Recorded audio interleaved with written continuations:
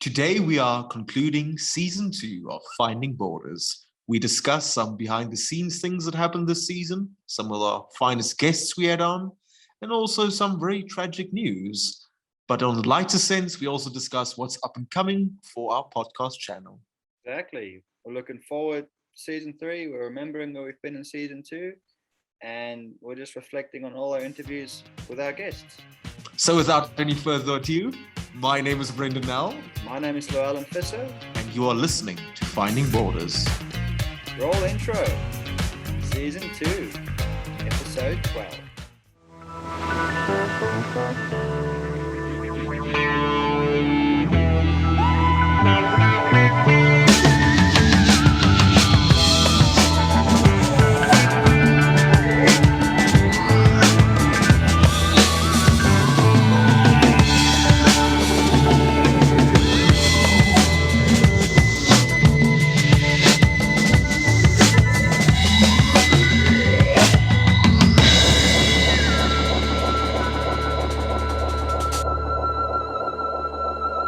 Hello, ladies and gentlemen. Welcome to Finding Borders. This will be the final installment of our season 2. We started a little less actually than a year ago, and we're already on our concluding season 2. How do you feel about that, Llewellyn? And look, we started on the 17th of September. That was our first episode, me and Lee. Um, and yeah, man, look, it's this season alone has been 3 months. All right, it's been 12 weeks, and yeah, it's been overwhelming. It's been fun. It's been equally as frustrating, and we're finally here. I didn't think. Once again, I said this in the first finale. I didn't think we'd get this far, man. We are on borrowed time, and from what I gather, we've only got big things coming up ahead still. Absolutely, big things coming. And a lot has happened in these past 3 months during season 2. Not only did we publish some fantastic content, if I say so myself, Mm, a lot has happened, particularly for you that got your citizenship. yeah. Which particular guests along the way did you enjoy interviewing? Oh man, we've had a couple of good ones this season. I think the biggest one I or you for that matter could not expect was Dr. Martha Cohen. I'm just gonna Yes. I'm just gonna say, man, like that one was huge. Like Pablo Andres Pera, man, from the first season, and I dare say a good friend of ours by now. He just said, congratulations and good luck and good show with your hard work. And by the way, here's just casually, here's a doctor who has the Order of the British Empire award. If you want to interview her, just let her know she's open to it. I'm like, what? Of course I want to do this, man. So, how about you, Brendan? Name one other guest that stood out for you this season. Well, I particularly did as well enjoy Martha Cohen, as I remember we were very nervous before interviewing her. But it was a very chilled episode at the end, very insightful. But if I had to highlight someone, probably because it's so close to home, I must say our Flyboy episode with Captain Ian Bruce. I particularly enjoyed that. A lot of interesting things there. And yeah, and I actually like to do like a follow-up interview sometime with maybe from a different perspective, like a cabin crew member, for example, like my mother or something. I'd love to get her on, as I know you've had your mom on also this season. And how was that for you, interviewing your mom? Because it's an interesting dynamic. And how did it feel doing that? Was Well, it look, weird at all, or was it well, easygoing? well, I'll just get back to the first point. Like, I did enjoy the episode with Ian Bruce as well. Like, um, what I enjoyed the most about him was he went through all the effort to put a file together for us. It's like a bit of a trailer or a tutorial of his piloting days. Like, I put that in the intro for that video. Um, but he did a lot of effort for that, and I really appreciate that because like it came together really good. Um, but the interview with my mother, man, like it wasn't strange at all. Like, sure, it was more formal. Like, my relationship with my mother is anything but formal. but we were talking about her business, and at one stage I broke the ice a little. I'm like, hey, we all went through a divorce. What was that like for you? Like, and will you come and see us if you get the chance? Because it's been 5 years now, and it's been phenomenal. But I will say this, and you can, if you didn't already have this locked and loaded, I forget where they were, but our mothers actually Yeah. bumped into each other just the other day. Yeah, Like, yeah. And to give perspective, I mean, me and you haven't seen each other in person, I know, since what, 2013, 14, I'm, I think? yeah, let's say 2014, because for a little bit in 14, 2014 we yes. lived around the corner from each other. Yeah, man. So like our parents, I think it was the Breda River in the Western Cape. Yeah, I know my mom was away for the weekend, and just think running into your mom, they could have ran into any person on the planet that day. But yeah. to be our moms, it's just so crazy getting that photo from my mom. I know. What was your reaction when you got the pic? Look, man, I was like, because to put in perspective, our mothers don't even live nearby, like close to each other. Okay, and where Nowhere they near. bumped into each other wasn't a peak tourist destination either. Like, yeah, there was tourists, but it's not like, yeah, look, you're bound to bump into someone there. My impressions were, this world is tiny. Like, you know, she could have bumped into any one of my friends' parents and it would have been all good. But the fact that she bumped into my co-host's mother, as we're doing this podcast, and we're wrapping up our second season, man, that blew my mind. I was like, whoa, this is like, um one thing or another has led to something else, and we're probably always going to have that bit of contact with each other. That's amazing, man. I find it's always amazing keeping a good relationship with family, especially parents, no matter how far they may be staying from you. And where does your mother currently reside? Just to give some background as how far away from each other they live, because I know my mom lives in Gordons Bay, the Western Cape. Your mother lives in? So she lives nearby George, um, Okay, it's near a town. I know it's near Full Clip as well, which is where Pablo Andres Pera lives. But yeah, let's just say George, because that's yeah. the bigger city to where she Mhm. lives, and that's where I imagine one of her diet clinics is. So yeah, But she's. nevertheless, it's quite a fair distance from each other.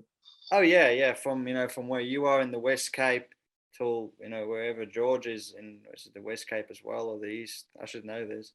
Um, it is a fair hike, and they didn't even bump into each other halfway or in the middle. They're just somewhere completely else. But yeah, man, I wanna say that's for those who are watching this video. That's a pretty snazzy looking room you got there in the background, man. Like that's where. Thanks, man. It's my new dormitory. Yep. Moved in last week Friday. Yeah. Love to Nice. show it for you, but it's not quite that tidy yet.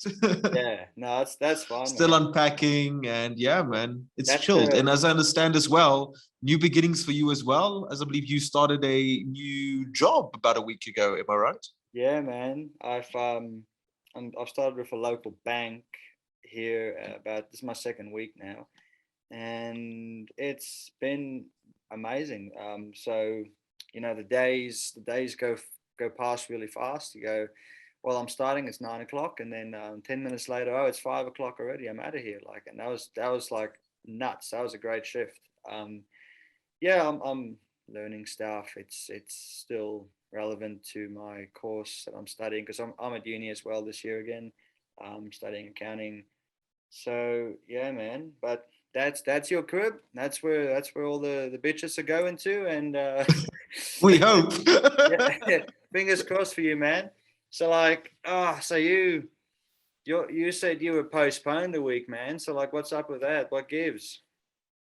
Oh no, the university extended registration for another week. Classes actually would have started on Monday. And yeah, so it's just another week to go. Monday morning, 5 minutes past 7, I have my first class. A lot of classes. I have 9 modules this year, so it's quite a lot. New thing for me to get used to, but I'm excited. I'm pumped up. It's been a long holiday. It's from December. since I went home, and now I'm already back. I'm just like, people say they don't want to study, it's boring, they want to start working. To some degree, I can understand that, especially for me that has worked over December holidays. I particularly enjoyed making money. But at the same time, uni is such a unique experience, especially as a young person. You should have your sense of responsibility, but it's I love studying. I love getting that good marks. It's only one thing. I'll have the rest of my life to work, but I only have this one time in my life where I can be a uni student. I just want to make the best of it. And I've got such big aspirations coming now for this year, particularly this semester as well. I just really like to make my mark, in the faculty, be one of the top performers. But talking is one thing, performing is an entire different step to take. But I feel very motivated. Well, can you run me through? So you worked over Christmas time. You were working in, let's call it a bistro, because you got food on the one It's side. a tavern kitchen. Yeah, Yes. okay, tavern. So you have food and drink on the one side. So for those who are listening to this in Australia, so as a waiter in South Africa, this thing, unless you're a full-time worker like a manager or a supervisor, this thing about salary and hourly rates doesn't exist, man. You're solely reliant on your tips. So Brendan, if you can, give those who are listening to this in Australia or any part of the world that's just got a different system about your experience as waitering there in this tavern of yours. Well, you do get an hourly rate if you work. For example, if you work a 6-hour shift, you get a certain amount of money per hour you work. That is from tavern itself. It's usually not as much. It's usually just about above minimum wage. But where you make your real money is through tips. You get your different types of staff. Obviously, the kitchen staff, the floor staff, the managing, and each one of them, the amount of money they make per hour differentiates between each other. But you mainly work on your tips, especially like the tavern I worked at. It's a very predominant place during holidays. For December is mainly like local tourists from across South Africa. In January, we do get a lot of foreign tourists there from Australia, New Zealand, a lot of Germans, Netherlands. A lot of tourism comes there as the local tourists go back home after the December holidays. So during those 2 months, you really do well in tips. So that's your bread and butter. But throughout the year, especially in winter, so forth, you don't get that lot of tourists, and you rely more on your local people that stay there, which is tips aren't always as excellent. But yeah, definitely peak times, I would say, are holidays. That's the best time you can work, especially in a beach town like Gordons Bay. But it was a very meaningful experience for me. And yeah, I look forward to that. We're not going to work there every holiday, we could just work myself up there. And yeah, I really enjoy it, man. It's fun to make money. You learn a lot of responsibility. And I really look forward to the Easter holidays going back. Get that capital, my brother. So like 6-hour shift on average, how much did you make? Average. Well, I wasn't particularly a waiter. I was mainly like a runner. Like basically, it's like a gopher, like the waiter's assistant. It's like the most entry level you could get. But still, it wasn't that bad. Some days you'd walk away with around $300, which that was not like for about 6 hours. Some days 500, sometimes $600. I don't know if you want to convert that to Australian dollar, but for like a broke uni student to get like an entry level job there, that's like so much money. You don't know what to do with it. And yeah, man, it's nice to have some extra money to have taken with me now, especially now starting classes again. And I know the money I have is the money I have, except for the money I get from my bursary and so forth. Yeah, nice, man. Yeah, so like you say $500-600, so divided by 10, it's $50-60 that you make an hour. Well, for the whole day, which is equivalent to minimum wage in Australian terms. But like you said, for a broke uni student, especially in South Africa, living at home or doesn't really have any prior work experience to that. That's a lot, man. Especially also living from home. You don't have to spend that much. Everything you kind of need is at home.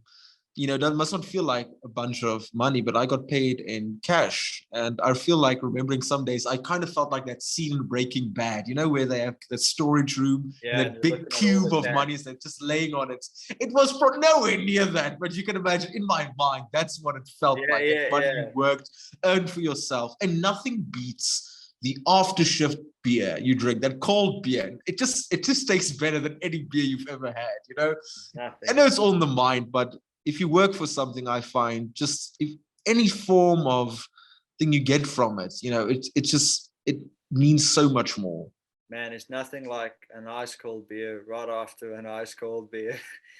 Absolutely nothing. But yeah, man. You So are graduating this year, right? uh no, so I'm actually in the meantime, since our New Year's resolutions episode, I've knocked myself down to part-time study.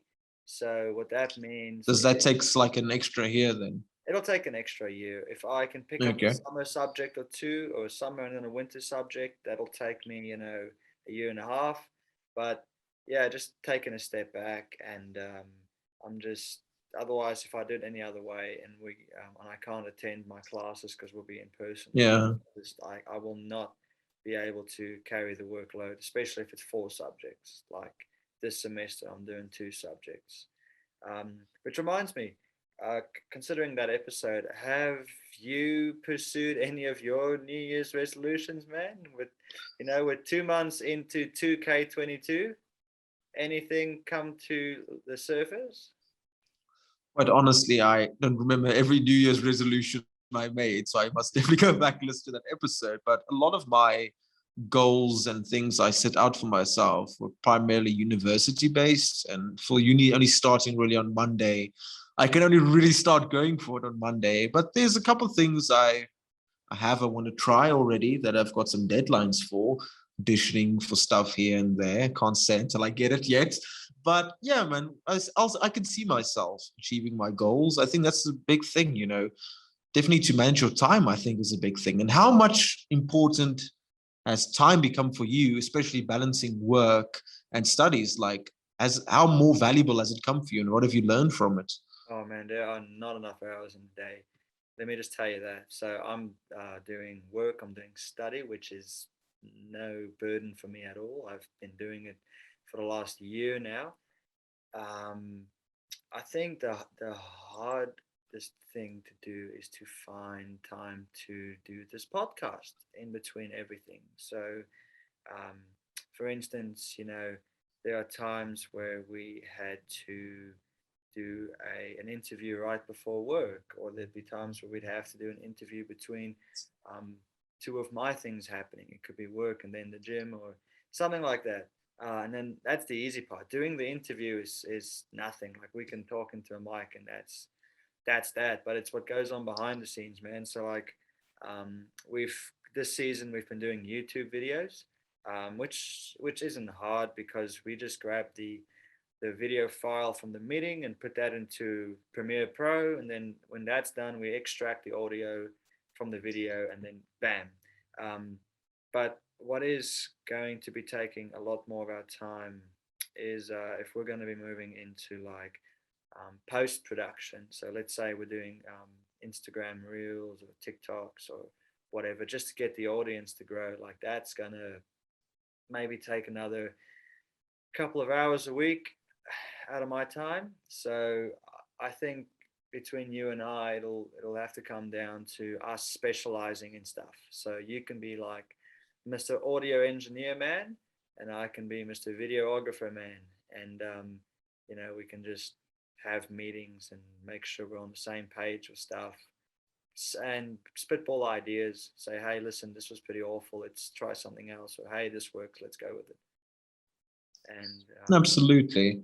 And I think as well, a lot of interesting things down the line coming for us with season three coming up. But I think one of the big takeaways is now, I think that me and you both would like to discuss is about our third host, Lee. yeah, man. It's I've had a lot of DMs um, on the channel where people are like, "Hey, where's Lee?" Like the last episode he did was closing notes, and that was just before our New Year's resolutions episode. And they're like, "Well, we haven't heard of him since. Where was Lee when you were interviewing your mother? Where was Lee in the Ian Bruce episode? Where was Lee in the Abby Shrivastava episode? Where's Lee? Where'd the man go? Where's Lee? The Where's man the man? finding The man Lee. of the hour. It's not finding Finding Waters Lee. anymore. It's It's finding anymore. Lee. It's finding Lee. So That's what we should call the episode. Finding Lee. man, I thought when he joked about like snorting lines of coke off the blades of knives and disappearing into the Bahamas, I thought he was joking. Turns out he was no man. So like basically on a serious note, with Lee, he will be, yes, as you said, he will no longer be continuing the podcast with us. And there are some personal reasons. I imagine you could call it a long service leave. Not that we offer that here at Finding Borders. Yes. He has taken a long service leave for, you know, personal reasons, and we wish to respect that. And we can only honor his memory and everything he has done for this channel. He we keep talking about Pablo. He did the interview with Pablo for me, and with me, I should say. And he told Pablo he would like for him to come back for another episode. And what's really, you know, sad to me is the fact that if we were to get Pablo back for an episode, he won't be with Lee. He'll be with you and me, man. So we'll have to, obviously we can establish that connection and build that relationship the same way he and me and Pablo built it. But yeah, it just, there won't be that sentiment. He helped us with the Kempton Park Hospital. That was really cool. That was one of my favorite episodes from season 1 by far. Yeah, we nailed that. And yeah, and then the last episode we did together was closing notes, and we were talking. It was crazy. We were talking about Jack Dorsey, the CEO of Twitter at the time, and we were talking about how Jack Dorsey was in warm water back then. Like someone is pursuing him. They're buying, this. I forget their name, but they were buying a lot of the seats on the board of directors. They were buying a lot of shares in the company. Like they were trying to kick him off as a CEO. And long story short, that's exactly what happened. Like we observed that, and it's like we predicted the downfall of Jack Dorsey, me and Lee, man. Picture that. So now it's happened. so yeah, man. I respect it. I'm not satisfied with it because there's always room for more. But if you got to know when to walk away, and he knew when to walk away. So we give a huge shout out to him, and for those listening, you just bow your head for 5 seconds and respect the man in silence. That's all it is. We have to absolutely respect his wishes going forward. But I do think he's laid a lot of the groundwork for us going forward with this podcast. I think even if we go on 10, 20, Rick and Morty 100 seasons, I think Lee would always be a pinnacle part of that and where this podcast is going. Yeah, man. And if we look back at it a year from now, which is actually 6 months from now, which is crazy to think about, and we say, well, this is the amount of viewers and listeners that we have. We couldn't have done it without Lee, and that'll be a really warm and sentimental feeling, I think. But in saying that, you and I, we will be sticking to our guns, man. Like I'm, I'm looking. The funny thing is, you weren't even supposed to be on this podcast. Now, bear with me on this one. So me and Lee were talking about it, and in the pilot episode, we did mention this as well. We're like, okay, cool. This podcast can be like a catch up once a week because we caught up a lot. And we can just like have lapel mics. We can walk down the street, have a coffee, talk about stuff, because that's what we normally do. Our conversations would get really deep really quickly. And that idea I pitched to you. I'm like, hey man, listen, because we were talking lots more at this stage. Hey man, me and my friend Lee we're going to be doing this, and it's going to be a podcast. You're like, oh, that's really cool. Like, I'd like to be part of a podcast. Like, I'm like, well, do you want to join? and here we are. We had three hosts. We're down to two, and we're going strong. We Going strong. I I know will it didn't say, take much convincing to get me on, as I'm a big drama queen myself. Just put a yeah, camera in front of me, I'll hop on that shit.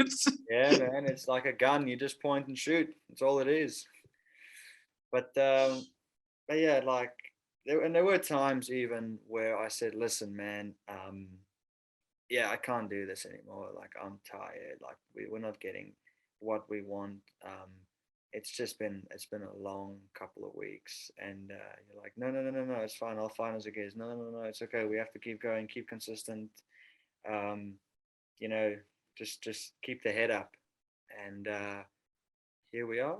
We made it this far, and we have to keep it going. We have to keep the assembly line going, and I'm looking forward to it. I've got honestly where I'm sitting now.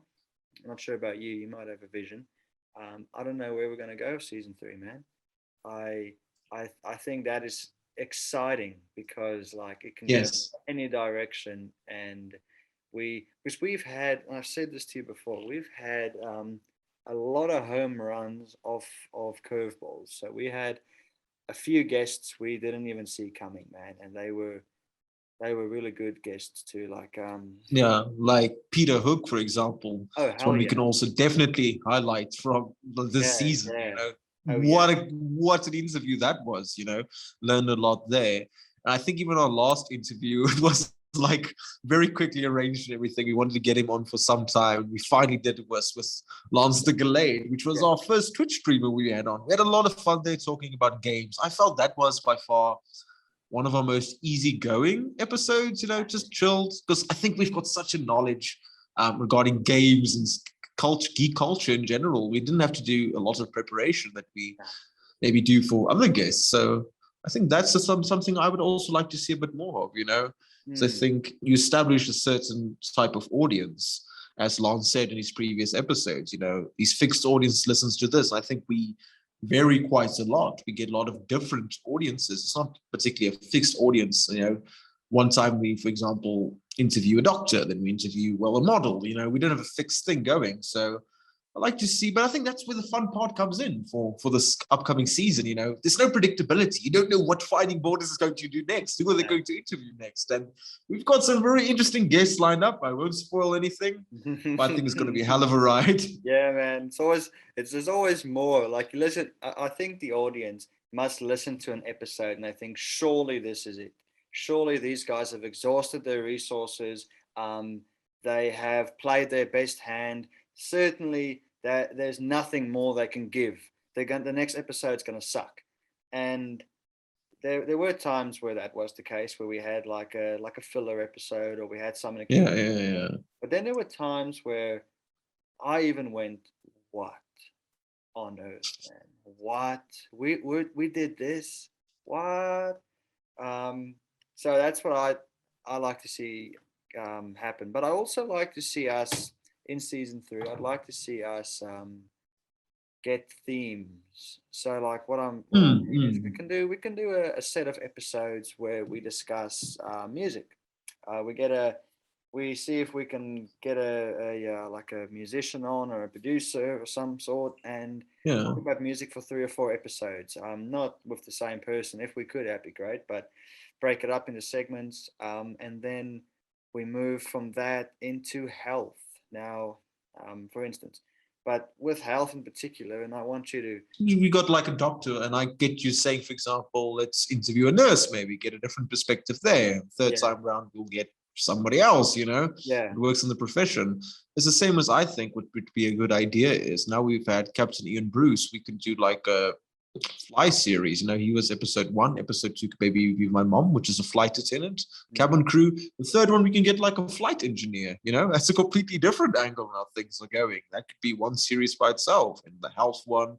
So I think these themes would get us a much more established type of listener and audience. yeah. And there's something there for everyone. I think that's the fun thing about Finding Borders, something for everyone there. Oh yeah, and it's more so just conversations with anyone anywhere in the world. It's like I think I think if we were be in the position to define finding borders, man, it's literally like it's like the the multinational podcast channel, hits the road to have a conversation with anyone anywhere in the world. Like it's just Yeah, we're on a road trip, like it's the grand tour sort of thing, man. yeah, Like that's what I think finding borders is. I don't think finding borders is anything formal. I don't think finding borders is anything that is. I think finding borders is just something that is simplistically complicated. That is the way my my one music teacher described Lonely Boy by the Black Keys when I learned to play it on the guitar. He said it's a simplistically complicated song. So I think finding borders is simplistically complicated, man. But yeah, I think first order of business, we have to batten down the hatches and send like 100 emails a week or message 100 people a week and just get at least one, those guests on. And man. also, like, I think a fun thing a lot of our listeners can try is when you have a listen to this episode, do it over a weekend and it can be a fun drinking game. Have a shot for every time Alan said the word finding borders. or we have a shot every time Brendan says, "This is by far my favorite episode." Man, you've got by far a lot of favorite episodes, my brother, huh? I'm gonna get a bottle of tequila after this while I do the edits. Oh man, I used to play this drinking game with Cade, the guy we had on season 2, episode 3. Uh, we used to watch Peaky Blinders. I'm a huge Peaky Blinders fan and the Shelby Boys. And I said to him, "Hey man, listen, I noticed something. They smoke a lot in Peaky Blinders, like a lot. We should have a shot of tequila every time someone lights a cigarette. And to make this fair, he's never seen Peaky Blinders at that stage. So I said, you can pick an episode at random. There are 5 seasons. Pick any episode and we'll just watch it. That means it's unbiased." And yeah, man, there's a few of them where it didn't go so well, and a few of them where it went well. But yeah, so that is one thing we did. And what else do we say a lot, man? Like I reckon we should have just taken a shot every time Lee said something for comic relief, or or I'm going to miss his comic relief, I must say. And I don't think I only speak for myself here. I think that goes for you and a lot of the listeners. I'm gonna miss I'm gonna miss some of the random mental health issues or Yeah, mental yeah, health yeah. jokes he made. Like he said stuff like, if you had was it Alzheimer's? Yeah, if you had Alzheimer's, at what point would you kill yourself? I'm like, what the hell, man? What kind of a question is that? It's just so random. No, schizophrenia. That's it. Ah, same difference. Yeah, man. So every time he said something like that, definitely a shot. But also, like, I'd be the guy, say you and him, you'd say something and he'd carry that thing into the next extreme. And then I'd be the one in the middle saying, "Hey guys, let's get back on track. Let's get back to the topic. Stop. Stop it. It's not that funny, man." And and then I end up laughing too. And we just lose it. Um, I think the last time the three of us were in a room together was actually for a finale in the end of season 1. I So remember that. yeah, man. See You Again by Charlie Puth and Wiz Khalifa. Can I see you again? Yeah, man. That. Will not be seeing him again. That's a fact. Oh well. Damn, man. Can't win them all, man. You gotta respect it. Gotta respect it. But yeah, look.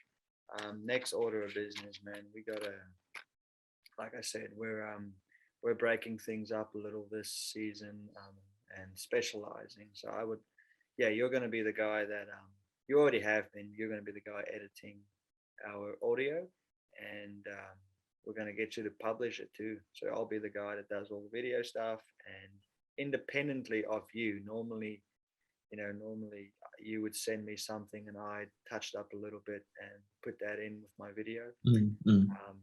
yeah, it's literally just going to be a case of you handle the audio, you post, publish, whatever. I'm not going to interfere whatsoever, and then I'll do the videos, and we can just assess each other.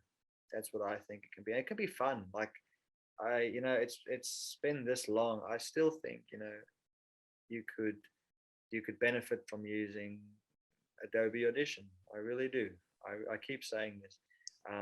GarageBand is good too, but the files are really big, man. Like I'm not sure if you've. Yeah, that's one thing I found. Yeah. Files are really big. I mean, when have I not emailed you a Google Drive link? It's Oh, it's just always the yeah. case. And the file is called homework, and then when I open the file, it's not homework in there. You know what I mean? Oh, yeah, like no, that's just my manga, whatever it's called. So yeah, just get in the habit of that. If you Hentai. hentai, man. So yeah, we can work on that sort of stuff.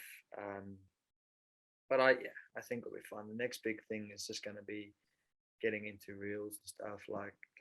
I don't really know who followed up on this or not, but like I did put a reel up this week on our Instagram page, and I saw. last It time was like a YouTube short as well, I think you made. I made a YouTube short. I just because I think more people would be able to see it, but I don't think YouTube shorts are Mm. that big. But yeah, from what I could see, we had about let's call it 24 to 30 interactions with the reels. If people liked it who don't follow us, which is pretty average. It's not that great. Um, but what is interesting is we had about 3,000 plays on that reel, and which is a sizable amount That is a very sizable amount. for us, anyways. And then I noticed at the same time, I'm not sure if this is because I've been emailing guests our link to say, hey, check out our channel. Let me know if we can schedule an interview, blah, blah, blah. Or if it's because of the reel. But I did notice a couple of our YouTube videos got some more views as well, which is really cool. Like, I mean, YouTube videos that had no views before the reel, and then after the reel, they were showing some increases in views. So I'm thinking, and on our Instagram, the link in the description takes you to the YouTube channel. So I think maybe some of these people might have interacted with our channel on Instagram and seen this link and clicked the link and then followed it to our YouTube channel and gone from there. Um, so if that's the sort of results we're getting from one reel I spent maybe half an hour to an hour making, I think we would be insane not to continue Yeah, that. because I think as well, we've been going at this now for 2 seasons, but I still find in a way we're still finding our feet. We've not, per se, Yeah, perfected our craft yet. And I think it's just getting better each and every season. I think if you make a direct comparison, for example, with our first 3 pilot episodes with maybe our first episode in season 2, just in terms of the audio quality, the editing, you can even see at the end, from the end, the final episode of a season, comparing with the beginning, how far we've grown throughout the season. I think if we can just keep this level of growth, I think in a season or two, we might have perfected it. well, the way I see it, man, is think of um, maybe a TV show or a band or anything that has a lot of installments. The first ones were always a little bit, we're finding our feet still. We don't really know what our music's going to be about. We're just trying to get gigs. We're just trying to get an audience. The way I see it is, yeah, we're producing a lot of content for people to scythe through, or to see through and decide which they like and which they don't. Whereas if we only had 3 episodes, then it's pretty easy to say all 3 are good or all 3 are bad. But if we've got, let's say, 30 episodes, people can go, oh, these 2, 3, 4 in this season were good. I like the few in this season. Yeah, these guys are all right. Like we're actually, when someone clicks on our page, they can go, whoa, these guys have been busy. But yeah, I think I think we started pretty strong this season. Like Yes. we had a really strong, because we were. Oh, this is actually a very important point. We started doing YouTube videos, and Yeah. I remember um, just before I interviewed Kevin Mack, I shot the introduction to the video saying, my guest today has been in the police force for over 40 years, rah rah rah. Um, I had to take that quick 30-second snippet at least 4, 5, 6 times because I was like so intimidated Yeah. Yeah. Yeah. looking at this camera. Yourself. It felt Yeah. like I was looking down the barrel of a gun, and and for me to overcome that sensation and to actually get more comfortable with the camera in front of me and to be somewhat entertaining, I think that is a personal development right there. But season two definitely started off really strong with the video, with just the interview itself was completely different to anything we've ever done before because it was political, um, and we had a really good run for a while there, and now we're closing another chapter, and Of it's hopefully a very long book well with many installments. well man, I want to make it a long book. As long as much as I wanted to walk away, I do see the ups to it. Um, but I felt this way at the end of season one too. I was like, I'm a little sad, but I'm also really happy at the same time to be closing this chapter, because there's a lot of things that are still on the horizon, and we've how many guests have we had this season? We had half a dozen guests, so this is our 12th episode. Maybe we had just over half a dozen guests, which means that's a good 2 or 3 hours spent on each person, man. Like arranging the actual meeting, having the interview, contact after the interview, feedback. Sometimes we've had feedback from some of our guests. So it's not just show up, talk, and there they go. There is a connection that is Yes. made after the fact. So I'm hoping season three will be just as emotional then in that sense, like in the behind the scenes sense. Because as we always say here at Finding Borders, we love making connections, not only in the interviews, but we like to keep up to date and, with all the previous guests we had. And I think we do a good job at it. But I think the end brings a lot of new things, like the start of new beginnings. And that's what we hope for season 3. I think we said we do this in season 2, but I do think in season 3 it'll be worth bringing back some of the guests from season 1 and 2.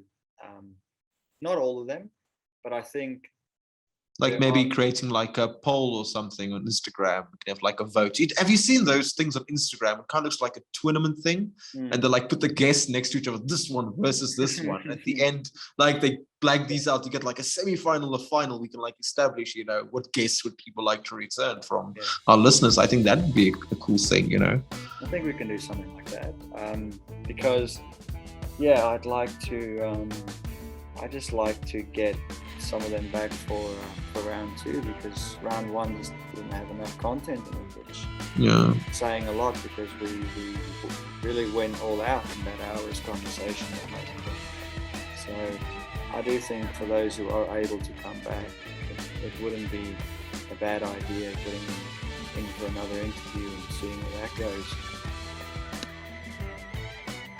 But that's just on the up and coming. That's just me putting it out there, and hopefully you get a reaction for it.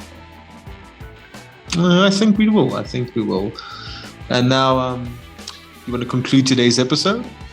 I think we've done well. I think this is a good mark to leave season 2. I think we can look back on this and we can see how far we've come in the meantime. Let's do it. Let's close this chapter. Let's get out of here. Thank you for all our viewers and listeners and our established audience for listening to us on a weekly. We will be back in a week or 2 with season 3. Can't wait to see you guys. Tune in.